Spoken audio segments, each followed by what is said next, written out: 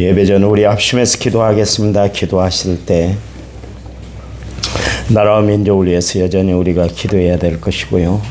또 남은 성찬을 위해서, 교회를 위해서, 또 여러분을 위해서 기도하시는데 자녀들을 위해서 또 오늘도 뜨겁게 기도하는 시간 같습니다. 우리 2, 3분 동안 간절히 기도합니다.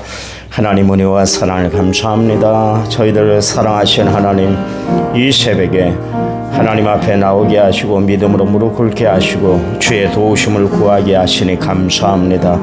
하나님, 이 시간 우리의 모든 간구와 소원을 주님 앞에 아뢰입니다. 우리의 형편과 처지를 주님 앞에 고백드립니다.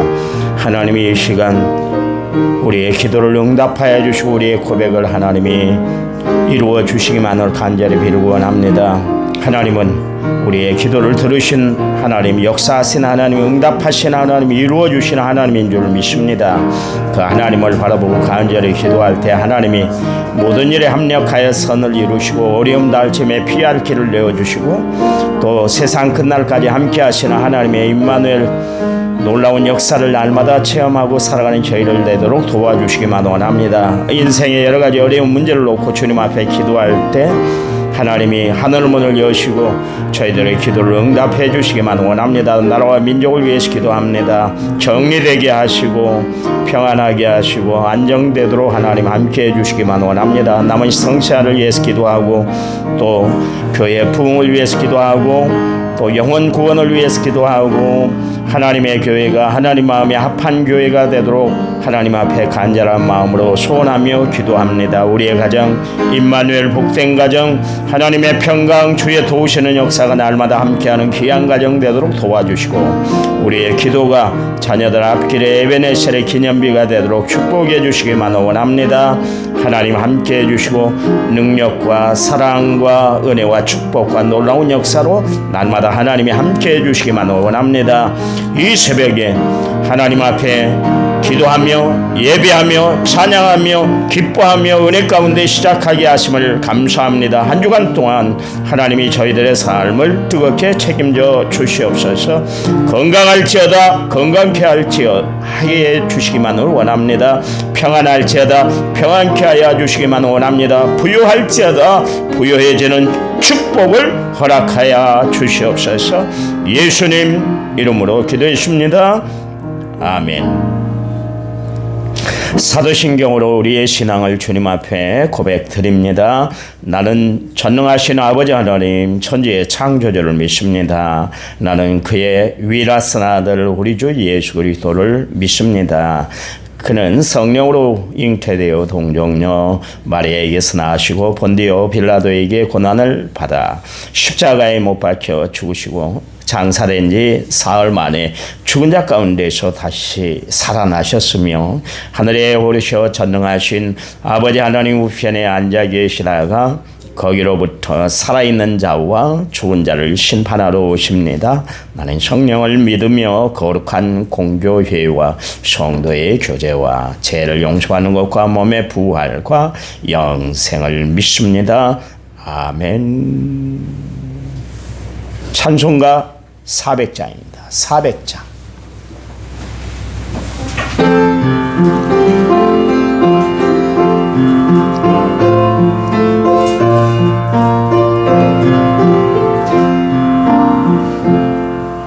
험한 시험 물 속에서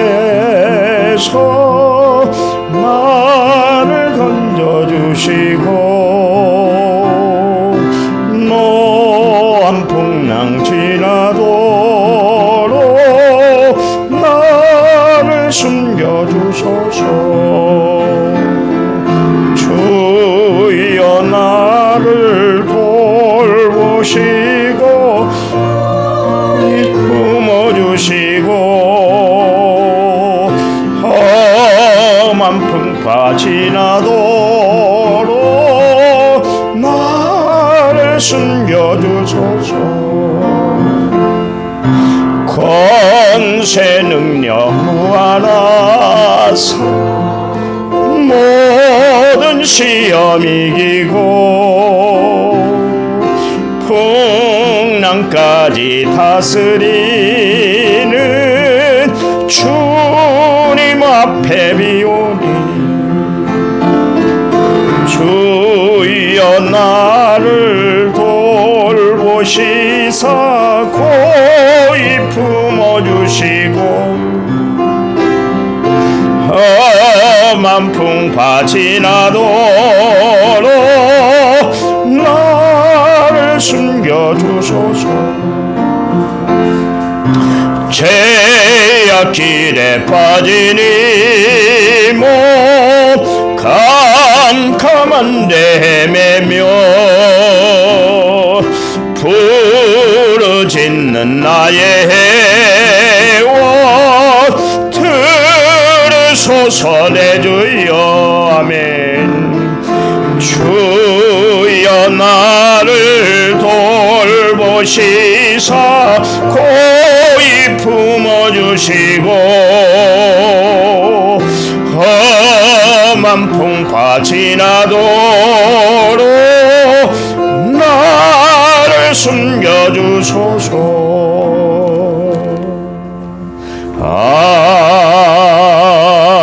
아멘. 성경 말씀 돌아가서 다시 이 말씀을 전하겠습니다. 제가 베드로전서 3장 17절을 읽어드릴 텐데요. 선을 행함으로 고난받는 것이 하나님의 뜻일진데 악을 행함으로 고난받는 것보다 나으니라. 아멘. 원래 이제 21절, 22절을 읽어야 되는데 내일 할 거고요. 1차 먼저 6480번째 예물을 제가 하나님 앞에 드렸습니다. 찬양 부릅니다. 주 예수 나의 당신이요. 45번입니다. 찬양집 45번.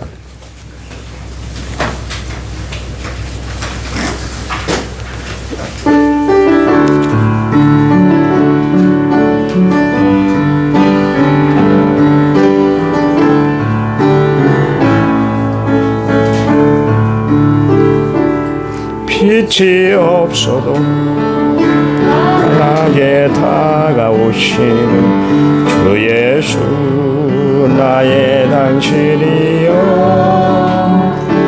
음성이 없어도 똑똑히 들려주시는 주 예수 나의 당신이여.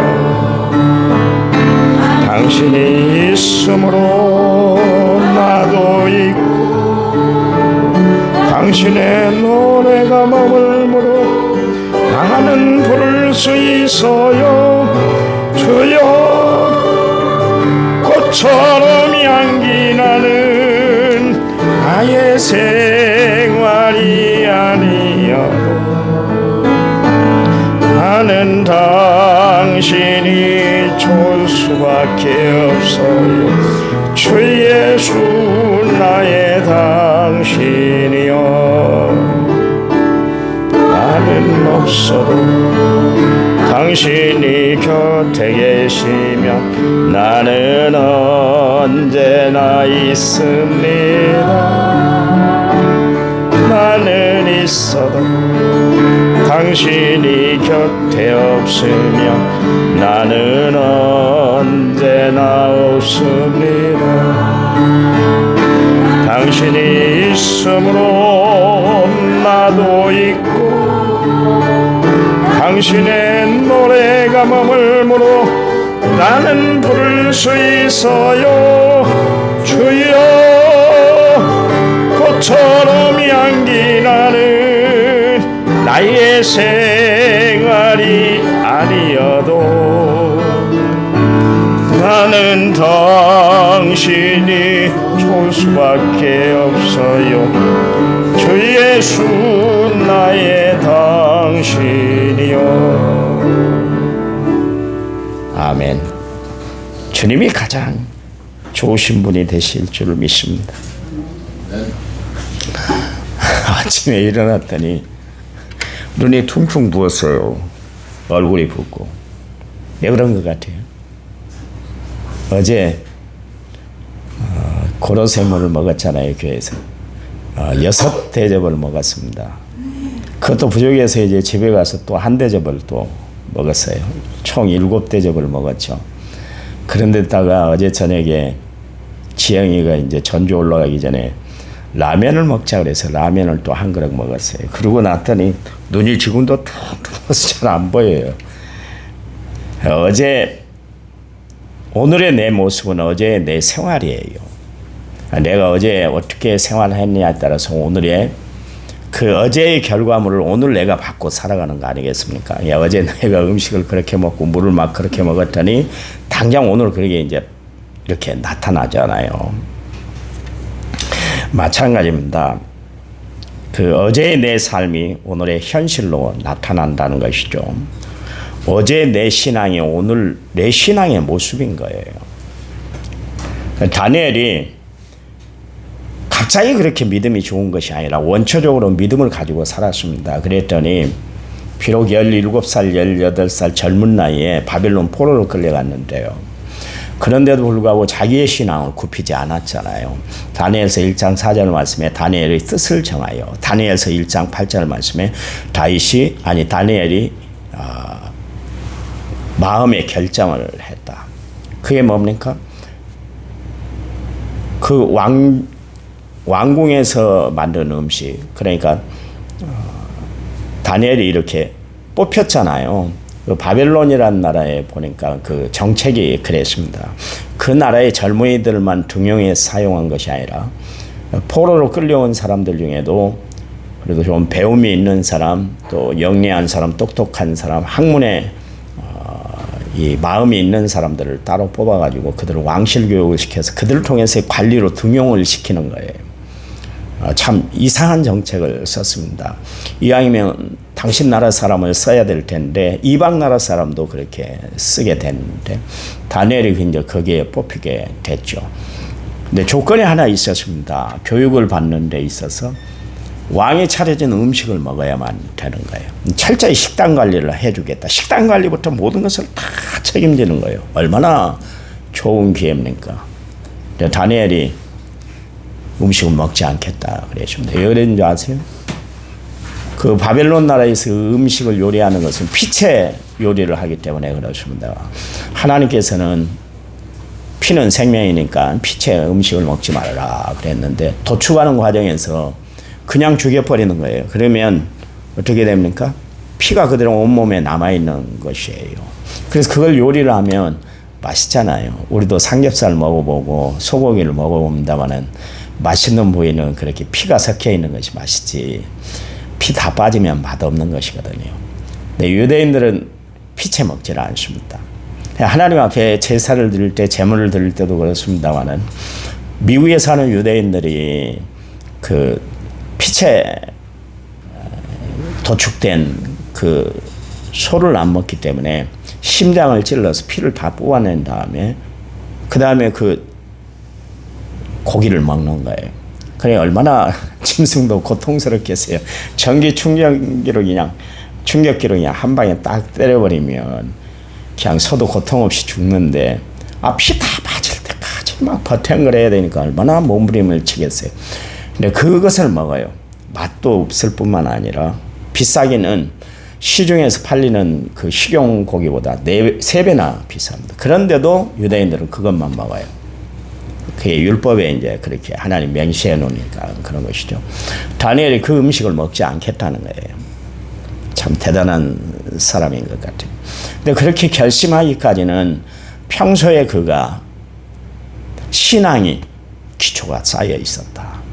어제의 신앙이 오늘 신앙으로 바빌론 나라에 끌려갔음에도 불구하고 그곳에서도 그 신앙이 빛났던 것을 알 수가 있습니다. 욥을 봐보세요. 욥이 하루아침에 그렇게 믿음이 좋았던 것이 아니라 평소에 그가 믿음을 쌓아놨기 때문에 갑자기 재난이 왔는데도 불구하고 그 재난을 재난으로 바라보지 아니하고 고난을 고난으로 여기지 아니하고 하나님 앞에 일체 입술로 범죄치 아니하며 고난을 이겨냈던 것을 알 수가 있잖아요. 어제의 신앙, 우리의 신앙이 오늘의 내 신앙의 인격이 되는 거예요. 그러니 여러분 날마다 우리가 새벽 기도를 하고 날마다 우리가 예배를 드리고 또 주일마다 우리가 하나님 앞에 나와 하나님의 말씀을 듣는 것은 다른 거 아니에요. 내 신앙을 다져서 정말 꼭 이 신앙이 필요할 때 그때 하나님의 역사로 그 어려움을 이겨낼 수 있고 감당할 수가 있기 때문에 그러는 거예요.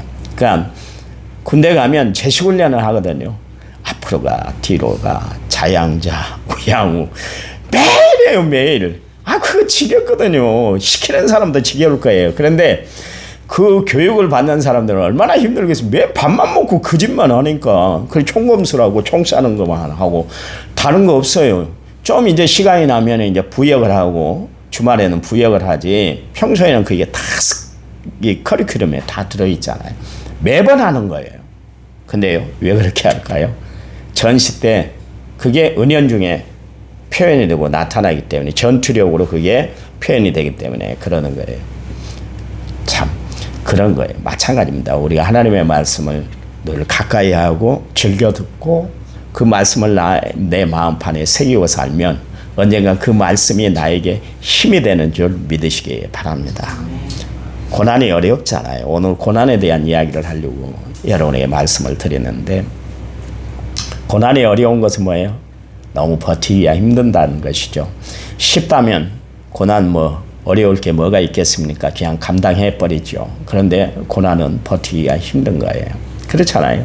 또 만만치 않아요. 고난이라는 게 만만치 않으니까 고난인 것이지, 쉬우면 그냥 웬만하면 그거 어려움이 뭐가 있겠어요. 고통이 뭐가 있겠어요. 그렇지만 고난에는 고통이 따르고 어려움이 있고 만만치 않기 때문에 견디기가 참 힘든 것이에요. 네, 성경은 인생의 삶에 고난이 있다 그렇게 이야기를 하고 있잖아요. 여러분 욥기서를 보시면 욥기서 5장 7절 말씀에 사람이 고생을 위하여 났으니 불꽃이 위로 날아가는 것과 같다. 여러분 불을 피우면 불꽃이 막 팍팍 올라가잖아요. 불티가 올라가잖아요. 그런 것처럼 인생은 그렇게 고난의 불티처럼 그렇게 올라가는 것처럼 고통을 위해서 태어났다. 욥이 그런 이야기를 했습니다. 쉽지 않다는 거예요. 아무리 믿음이 좋았던 욥이라도 고난이 계속 겹치고 또 겹치니까 힘들었다. 그런 이야기입니다. 고난은 힘든 것이에요. 그래서 불교는 우리가 살아가는 세상을 뭐라 그래요? 고해와 같다. 고통의 바다와 같다. 그렇게 이야기를 하고 있잖아요. 모세는 시편 90편은 뭐라고 그럽니까?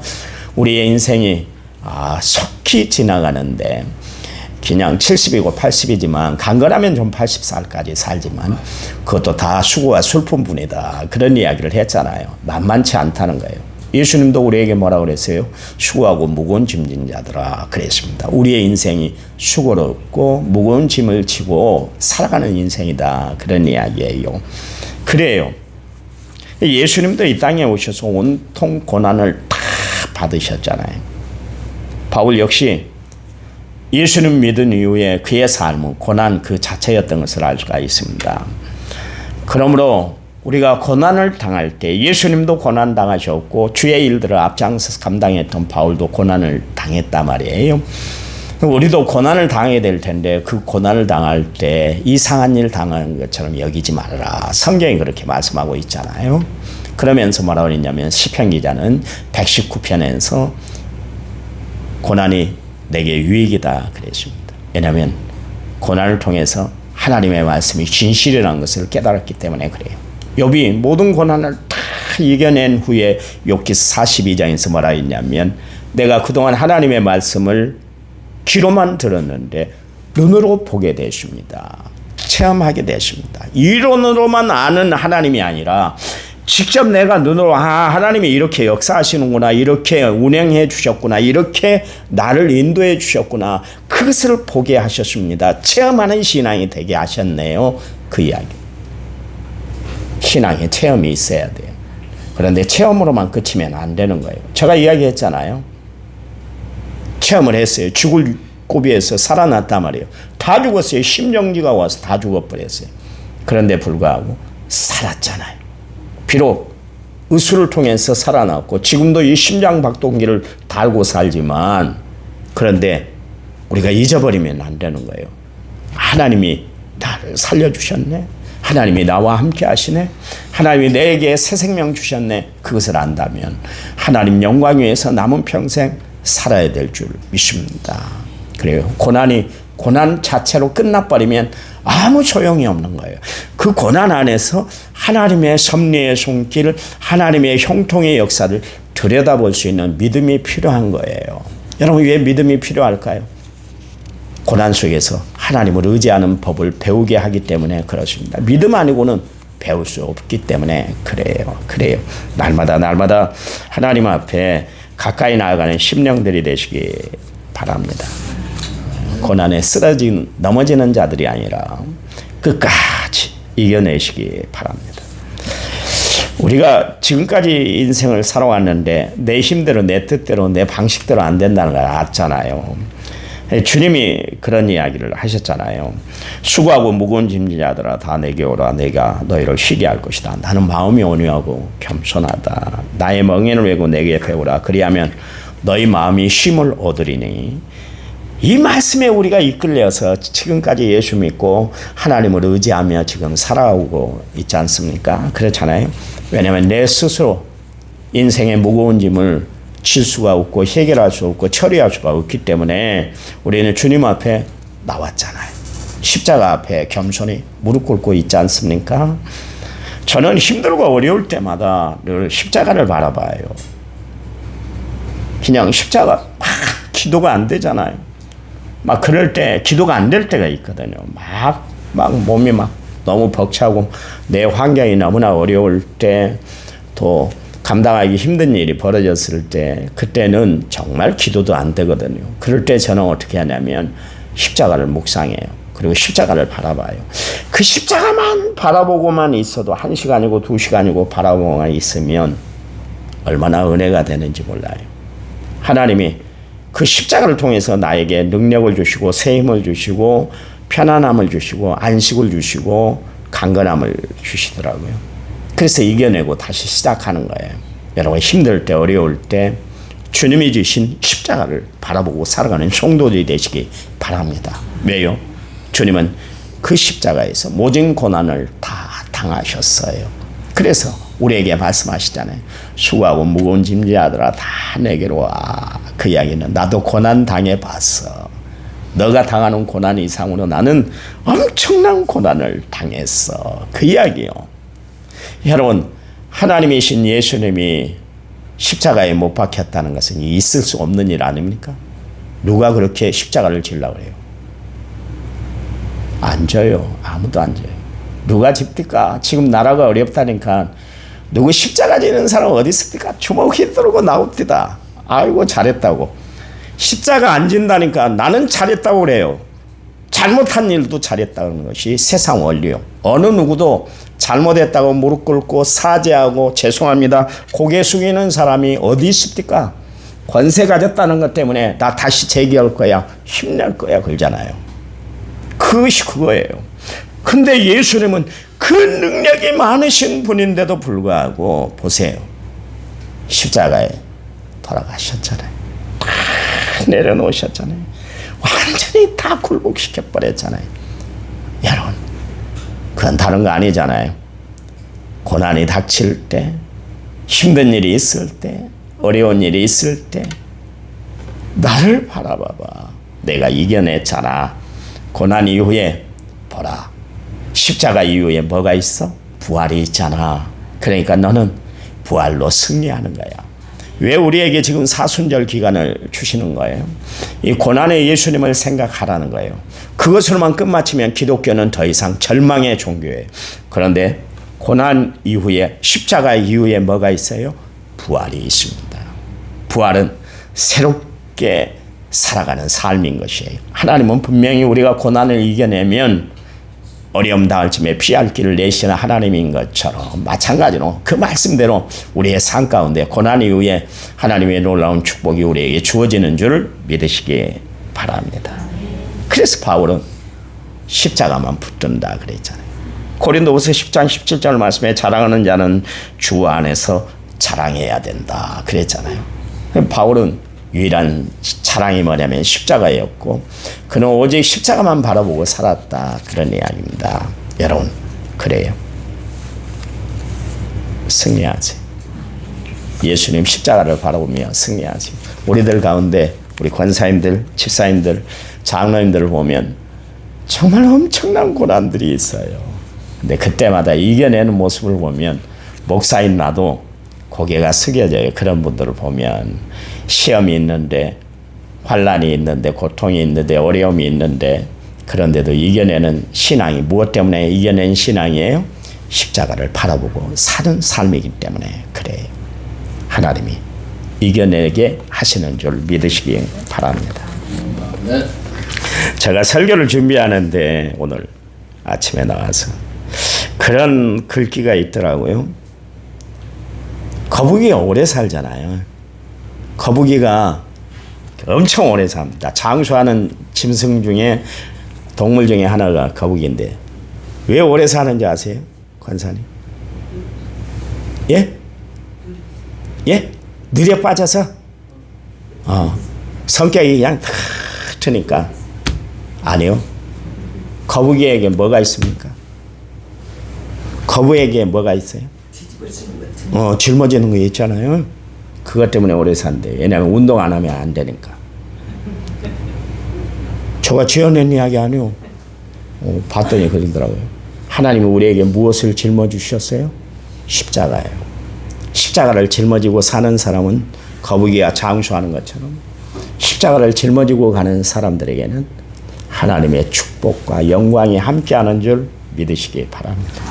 십자가를 질 때 영생의 축복이 주어지는 거예요. 하나님 감사합니다. 감사합니다.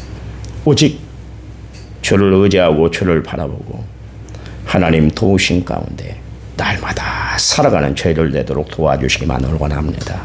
오늘도 하나님이 우리에게 쥐어주신 이 십자가의 짐을 날마다 지고 갈 때에 힘들고 어려운 일이 많이 있지만 그때마다 예수님을 바라보고 믿음의 주요 온전케 하신 예수님을 바라봄으로 십자가 잘 감당할 수 있는 저희들 되도록 도와주셔서 하나님이 우리에게 이루시고자 하시는 귀한 축복을 날마다 누리고 살아가는 저희를 되도록 도와주시옵소서. 오늘도 승리하도록 저희들의 삶을 축복해 주시기만을 원합니다. 건강이 필요한 자들에게 건강을 허락하여 주시옵소서. 물질이 필요한 자들에게 풍부한 물질을 허락해 주시옵소서. 믿음이 필요한 자들에게 하나님 반석 같은 믿음, 흔들림이 없는 믿음을 허락해 주시옵소서. 오늘도 자녀들을 위해서, 식구들을 위해서, 교회를 위해서, 남은 성시아를 위해서, 민족 복음화를 위해서, 또한 세계 선교를 위해서 기도할 텐데 그 기도가 응답되도록 축복 베풀어 주시옵소서. 이제는 길이요 진리요 생명 되신 우리 주 예수 그리스도의 은혜와 하나님 아버지의 지극하신 사랑과 성령님 위로교통 은혜의 충만한 역사가 오늘 말씀을 받은 모든 성도들을 위해 이제부터 영원토록 함께 하시기를 간절히 축원하옵나이다. 아멘. 아멘. 합심해서 기도합니다.